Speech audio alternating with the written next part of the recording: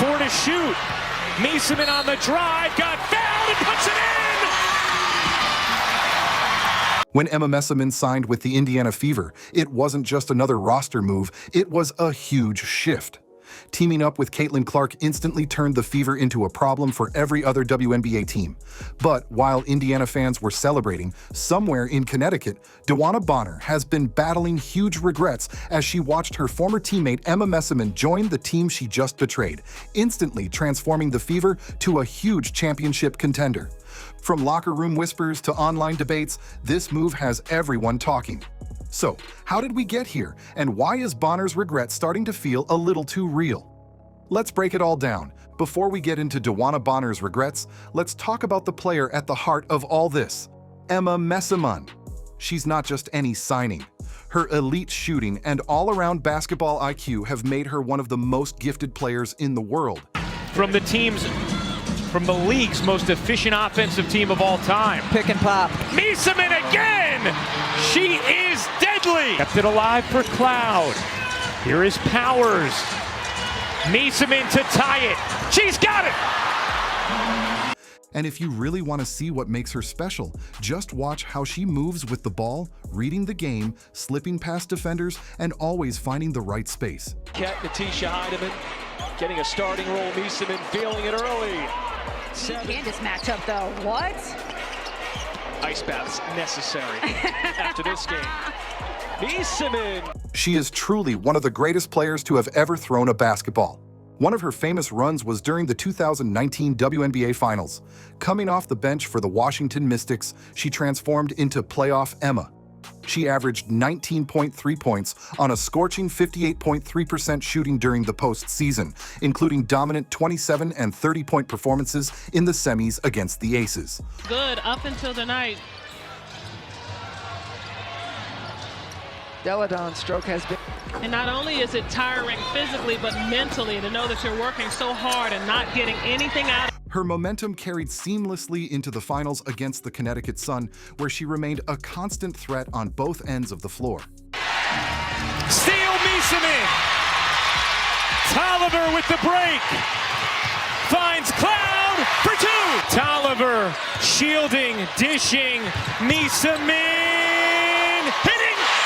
In the decisive Game 5, with everything on the line, Meesseman rose to the occasion yet again, dropping 22 points and leaving no doubt about her impact. That performance sealed not only the championship for the Washington Mystics, but also cemented her place in history, as she became the first reserve player ever to win the WNBA Finals MVP, and the first European to do it. It was a run that turned heads and reminded everyone just how lethal Emma Meesseman could be when the lights are brightest. But we do have to pick one MVP. So averaging 18 points a game in these finals, almost 5 rebounds a game, 22 points tonight, and she did it all series off the bench. Emma Meesseman, your MVP. However, not long after that legendary 2019 run, Meesseman made the decision to step away from the WNBA to focus on her commitments with the Belgian national team. She did make a return in 2021, suiting up again and reminding everyone of her elite talent, but it turned out to be a short-lived comeback. After that season, she quietly stepped away once more and hasn't appeared in a WNBA game since 2022. So the news of her return is something huge, and the fact that a veteran of her caliber could possibly partner with the likes of Caitlin Clark is enough to send the league into a full-blown frenzy and no doubt leave DeWanna Bonner, who just walked away from the team, with some serious regrets.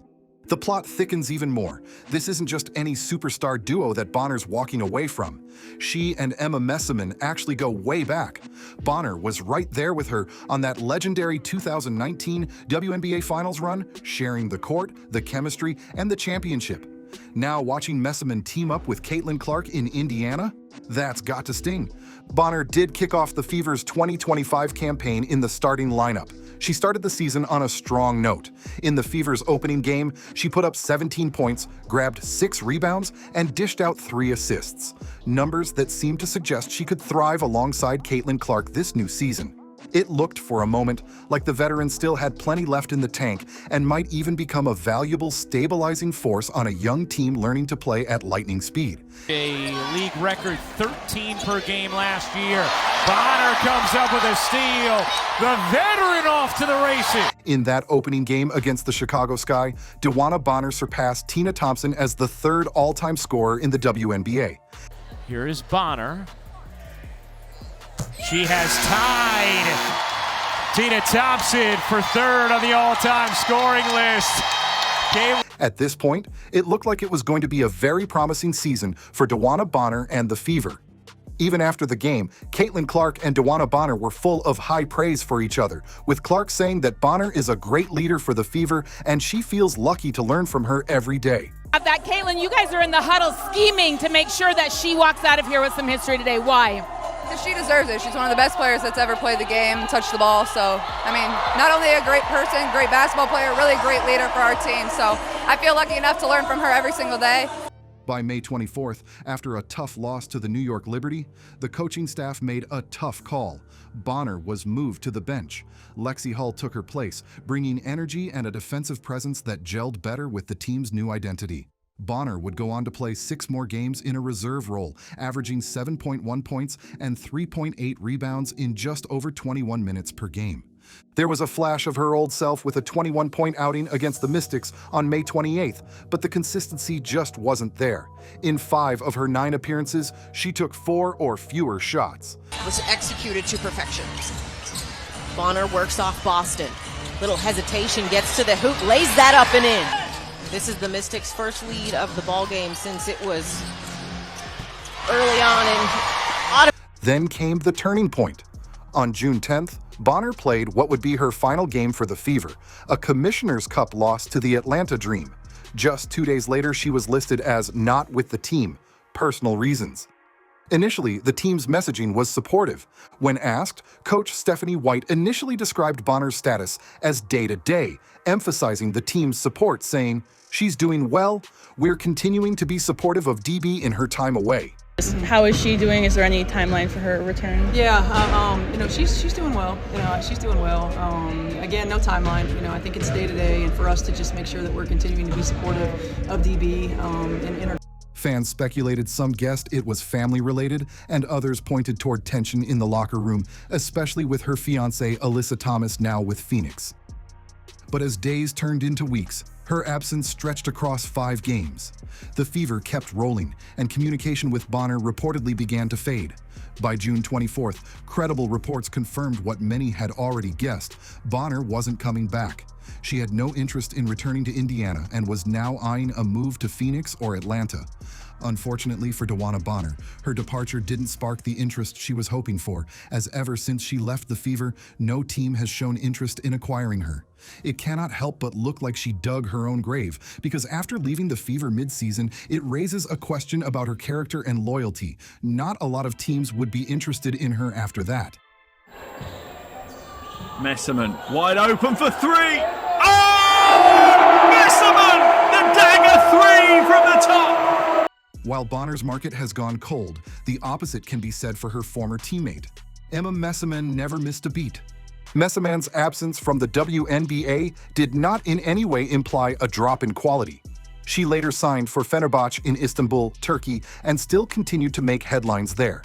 She won the 2022-23 and 2023-24 EuroLeague Women Championships and Basketball Super League titles, and was named the MVP in both seasons. Meesseman now. Fenerbahce once again have battled their way back into this one. Meesseman against Condé. Goes to the reverse layup, gets the score, Praha's lead. So, imagine a player of that caliber stepping onto the court beside Caitlin Clark. It's not just a big deal, it's a nightmare for the rest of the league. But maybe the scariest part? It's Clark's pull. Just a year into her WNBA career, she's already turning the Indiana Fever into the kind of team top players want to join. Emma Meesseman didn't just pick a random team, she picked Clark's team. And that says everything about the shift Caitlin's bringing to the league. What makes this story even more amusing is that after Bonner ditched the Fever, she expected teams to be fighting over her signature. She does have decent stats as a 2-time WNBA champion with 6 All-Star team appearances. Her resume is no joke. She's one of the league's all-time leading scorers, with over 6,500 career points, and has been a consistent presence in the playoffs for most of her career. You know, it's DB's first All-Star, and just their thoughts on DeWanna Bonner. First one. Man, she's deserving, man, because, like, you know, I remember DB coming in at a young age, you know, on our first couple championship runs that I was a part of, and just to see her growth every year, I think it's been amazing. And, you know, if anyone deserves it, I think she does, you know, and hopefully she can continue to get more. For years, Bonner was known as a clutch performer who could hit big shots in tight games, just like her famous buzzer beater during her time at the Phoenix Mercury to give her team the win in overtime. Got to get it in first, finds Bonner.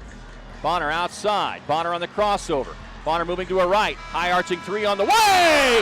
DB cashes in from deep for the win! But the reverse was the case, as she is still currently a free agent. Bonner's regrets run deeper than just missing out on a super team. This decision is hitting her hard in the wallet and her legacy. Being waived by the Fever on June 25th didn't just end a stint with Indiana. It potentially cost her around $50,000. Between the lost Commissioner's Cup bonus and the remainder of her contract, the financial blow is significant, especially for a veteran nearing the twilight of her career. Bingo card would be DeWanna Bonner would be waived after only playing 9 games with the Indiana Fever.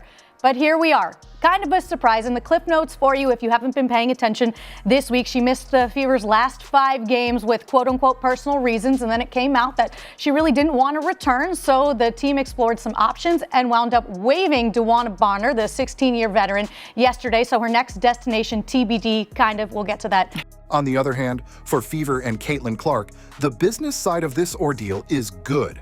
A player like Emma Meesseman joining the team will likely increase ticket sales, revenue, merchandise, and overall fan engagement. The Fever has already enjoyed such an increase in recent times with the arrival of Caitlin Clark, so adding a player like Meesseman will only multiply that effect. For DeWanna Bonner, seeing all of this unfold from the sidelines has to sting. She's learning the hard way that the WNBA runs on more than just talent. It runs on trust, loyalty, and reputation. And when you walk away from a team mid-season, especially one on the rise, it doesn't just raise eyebrows, it leaves a mark. In a league where respect is everything, the fallout can be swift and unforgiving. The Indiana Fever is about to have one of the most dramatic transfer sagas in WNBA history. From losing their veteran to signing a finals MVP, it just goes to show how quickly things can change in professional sports.